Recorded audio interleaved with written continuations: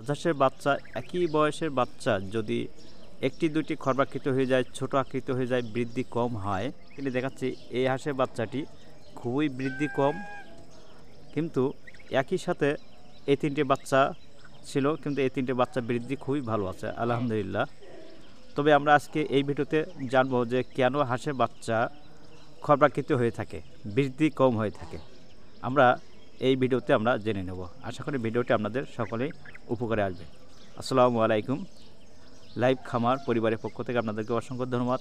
প্রিয় বন্ধুরা, আপনার রাজহাঁসের বাচ্চা কি ছোট বড় হয়ে যায়? একই বয়সের রাজহাঁসের বাচ্চা যদি এরকম ছোট বড় হয়ে যায়, তাহলে আজকে আমি স্ক্রিনে কয়েকটি ওষুধ এবং তার ব্যবহারগুলো আমরা দেখাই দেব। আশা করি এইভাবে আপনি আপনার রাজহাঁসের বাচ্চাগুলো যদি এই মেডিসিনগুলোর সময় মতন, এই খাদ্যগুলো সময় মতন খাওয়াতে পারেন, তাহলে আপনার রাজহাঁসের বাচ্চা আর কখনো এভাবে ছোট বড় হবে না। তো বন্ধুরা, আমরা যদি এরকম রাজহাঁস পালতে যদি এরকম সমস্যায় পড়ে যাই যে আপনার রাজহাঁসের বাচ্চা বৃদ্ধি হচ্ছে না, তাহলে সেক্ষেত্রে আপনাকে আমরা প্রথমে কিছু খাদ্যের কথা বলবো।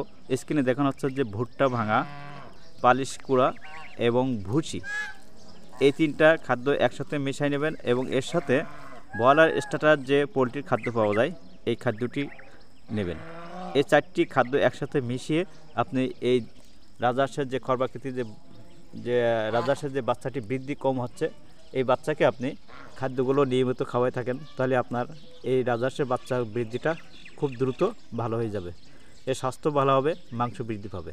পাশাপাশি আমি কিছু মেডিসিনের কথা বলবো, যে মেডিসিনগুলো আপনার রাজহাঁসের বাচ্চাকে যদি খাওয়াতে পারেন, তাহলে আপনার রাজহাঁসের বাচ্চা দ্রুত বৃদ্ধি পেয়ে থাকবে।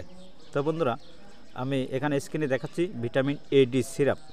এটি 1 মিলি ওষুধ 1 লিটার পানিতে মিশিয়ে খাওয়াতে হবে। সাথে সাথে যোগ করতে হবে ক্যালভিট প্লাস।